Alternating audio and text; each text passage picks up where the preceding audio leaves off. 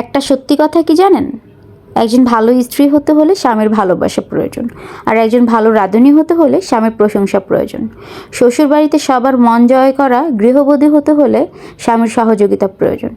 একজন ভালো মা হতে হলে তার স্বামীর যত্নের প্রয়োজন, আর একজন সফল নারী হতে হলে স্বামীর অনুপ্রেরণা প্রয়োজন। সো হ্যালো এভরিওয়ান, আসসালামু আলাইকুম, কেমন আছেন? আশা করি সবাই ভালো আছেন। নতুন আরও একটি ব্লগ নিয়ে আপনাদের মাঝে হাজির হলাম। তো এই তো সকালে বাজার করে নিয়ে আসলাম। কি বাজার করলাম দেখতেই পাচ্ছেন, এখানে ঢ্যাঁড়স, টমেটো, বেগুন এবং জলপাই আছে, করলা, আর সবজিগুলো অনেক টাটকা টাটকা ছিল আর কি। এদিকে এগুলো এখন যতটুকু প্রয়োজন ততটুকু কেটে নিয়েছি, আর বাকিটা ফ্রিজে রেখে দিয়েছি। তো এই তো ঢ্যাঁড়সগুলো কেটে নিলাম, আর হচ্ছে এখানে জলপাই কেটে নিয়েছি, আজকে টক রান্না করব তাই। তো আমি আজকে কচুরমুখী দিয়েই জলপাই দিয়েই একটা টক রান্না করব, আর ভিডিওটি সম্পূর্ণ দেখবেন, আর ভিডিও শেষে অবশ্যই লাইক কমেন্ট করে দিবেন। এদিকে আমি ডালটা চড়িয়ে দিলাম আর কি। এখন আমি আবার একটু যে ঢ্যাঁড়সগুলো কেটে রেখেছি, এখন ঢ্যাঁড়সটাকে সুন্দরভাবে ভেজে নিব।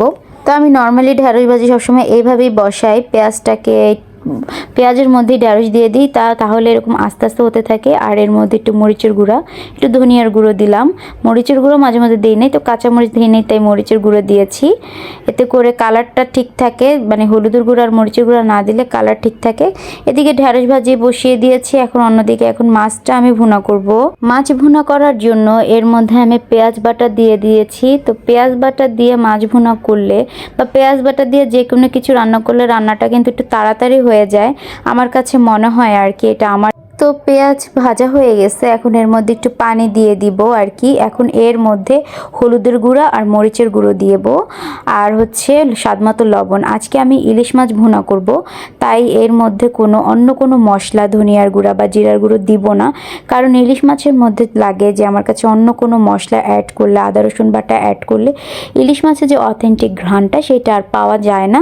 তাই আর আমি অন্য কোনো মশলা দিই নি, শুধু পেঁয়াজ বাটা দিয়ে নর্মালভাবে রান্নাটা করে ফেলবো। আর ইলিশ মাছ রান্না করতে কিন্তু খুব বেশি টাইম লাগে না, খুব তাড়াতাড়ি সহজে হয়ে যায়। তো ইলিশ মাছটা আমার সুন্দর মতো কষানো হয়ে গেছে। এখন এর মধ্যে পরিমাণ মতো যতটুকু ঝোল রাখবো ততটুকু দিয়ে দেব। আমি ফার্স্টে কিছু কথা বলছিলাম, আপনি স্বামী হিসাবে এই সবগুলো প্রয়োজন যদি আপনার স্ত্রীকে আয়োজন করে দিতে পারেন, তাহলে দেখবেন আপনার স্ত্রী আপনার সবগুলো প্রয়োজন একটা তুড়িতে করে দিতে পারবে। সেই জন্য সকল স্বামীদের উদ্দেশ্যে একটা কথা বলি, দুজনের পরিপূরক হয়ে ওঠেন, প্রতিদ্বন্দ্বী না। তো এদিকে আমি কথা বলতে বলতে আমার মাছ রান্নাও হয়ে গেছে, ঢ্যাঁড়স ভাজিও করা হয়েছে। এখন আমার স্পেশাল এই টক রান্নাটা এখন করব। তো আমি আজকে টক রান্না করব হচ্ছে চিংড়ি মাছ সাথে কচুরমুখী আর জলপাই দিয়ে। তো এই তো চিংড়ি মাছগুলোকে সুন্দরভাবে দিয়ে দিলাম, এরপর পেঁয়াজ বাটা দিয়ে দিলাম। এখন সব উপকরণ এক এক করে দিব। হলুদের গুঁড়ো, মরিচের গুঁড়ো, জিরার গুঁড়ো, ধনিয়ার গুঁড়ো এবং স্বাদ মতো লবণ দিয়ে সুন্দরভাবে কষিয়ে নিব। এরপর এর মধ্যে আমি কচুরমুখীগুলো দিয়ে দিলাম। এখন এগুলাকে সুন্দরভাবে কষিয়ে নেব কচুরমুখীটা সেদ্ধ হওয়ার জন্য। তো ঢেকে দিলাম।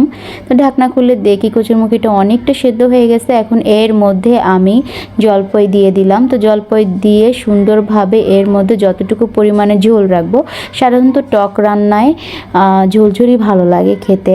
এর মধ্যে এখন আমি পরিমাণ মতো যতটুকু ঝোল রাখবো ততটুকু পানি দিয়ে দিলাম। এরপর কিছুক্ষণ পর এসে দেখি আমার টক রান্নাটা প্রায় হয়ে গেছে। দেখেন কালারটা কত সুন্দর এসেছে।